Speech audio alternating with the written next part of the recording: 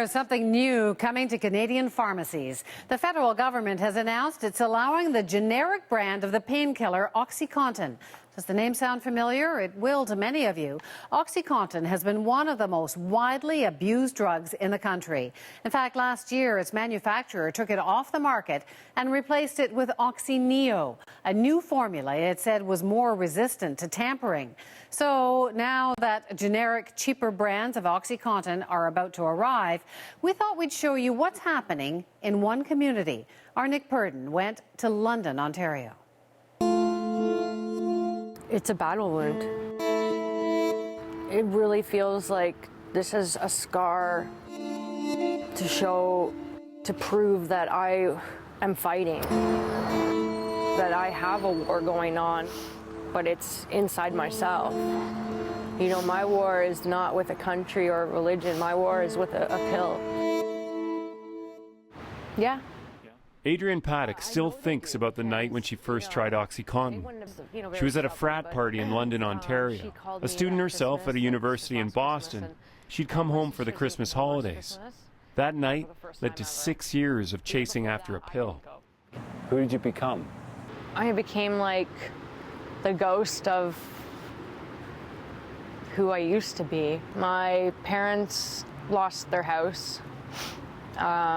Because they couldn't pay the mortgage because I spent all their money. My dad had 2 heart attacks while I was using.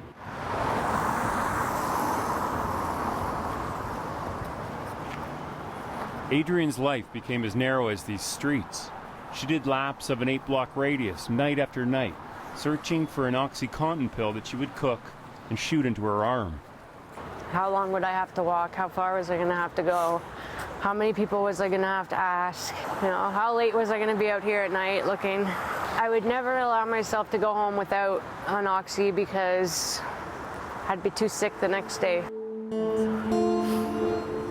But on those long nights, Adrienne didn't only meet addicts and dealers. She met Nick Scrivo, the outreach worker with the backpack full of clean needles who'd bring them to her no matter where she was. I go right to people's homes, motels, crack houses, or meet them somewhere on the street and give them clean equipment and try to talk with and engage them. And so even though she shot up for years, Adrienne never contracted HIV or hepatitis C.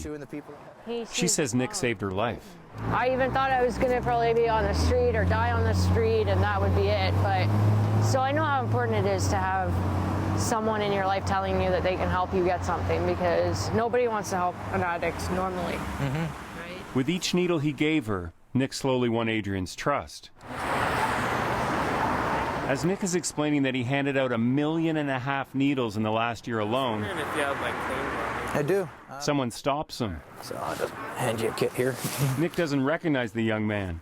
It's a new addict, and the cycle starts again. There you go. Thank you very much. You take care, eh?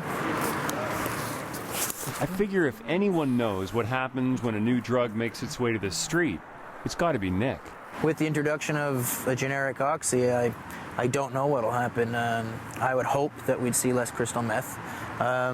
It most likely will make its way to the streets. The only thing to expect is unexpected. For an example, Nick tells me all you have to do is look to last spring. That's when Oxycontin was replaced with Oxyneo, which the manufacturer said would make it hard for addicts to tamper with. Oxyneo was an attempt to solve a problem. Yeah.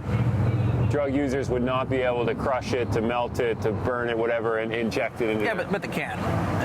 And How long did that take? years ago, Oxyneo has been available in the States for years. You could Google it, how to inject it properly, before it was even available here. And I don't believe that the pharmaceutical company was unaware of that.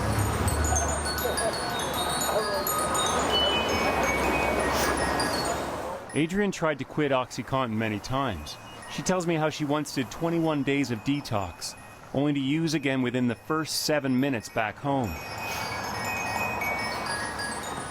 Walking these streets is a reminder of that past, and now for the first time, of her future. I've had my art in this gallery.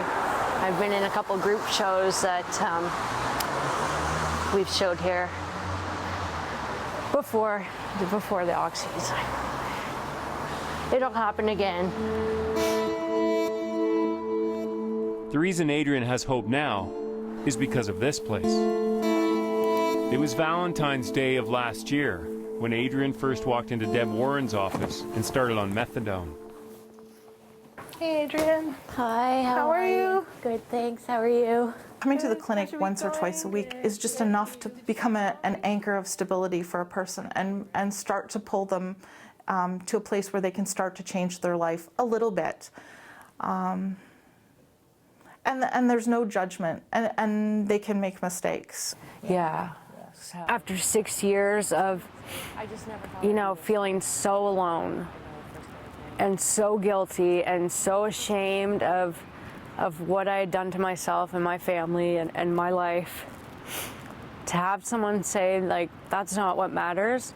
What matters is you're here right now, and what matters is what you do when you leave here and what you do tomorrow. That was probably the greatest gift that anyone could have given me. So how are you doing on your reduced dose? How are you feeling? I'm weaning down. Knowing how much Deb has helped Adrian, I wonder what she thinks will happen when generic Oxycontin hits the street. Will Oxycontin take hold the way it did in here? It had a big presence. The thing is that with its absence since April, what's in the city? Heroin. Heroin was never in London really in any big way before before the Oxycontin changed and Oxy-Neo arrived. People bought up Oxycontin in batches until it was gone, and then for the first time we started seeing heroin use in this city. It's hard to see how the market will shift when Oxycontin comes back, the generic. Deb tells me the only thing she is certain of is that there will always be drugs on the street. So what about Christmas, Adrian? It means something different this year. The money I have and I've saved, I get to spend on my family, which, for me is so exciting because, they deserve it. They've been on this journey with me, and every dollar that I spend on something that's not an opiate, just for me, it feels like such a victory. Glad you're doing well. Thank you. See you in a week or so. Yes, I'll be back. Yeah, that's good. Thanks, Deb. No matter how far away I get in my recovery, no matter how many clean years I have, every day I wake up and I have to be willing to fight, against the power of opiates. Yeah. Okay. Thanks. Take care. See you later. Bye-bye. After following Adrian on her journey for a couple of days, I wonder if our focus isn't better spent on the addicts, the people, instead of the drugs. Nick Purdon, CBC News, London, Ontario. Ontario wants the federal government to reconsider its decision to allow the generic version of Oxycontin. The province has many reasons to be worried. Since 1991, it says prescriptions for oxycodone medications have risen 900%. In 2009, there were 143 deaths in Ontario related to the drug, the most of any province. And it's estimated the social cost of allowing a generic brand will be $500 million a year. But when properly used, Oxycontin does help a lot of people with chronic pain. And in a statement, the Federal Minister of Health told CBC News, "I always need to keep the needs of patients first. Banning any drug reduces options for patients, but people determined to abuse drugs will find other options."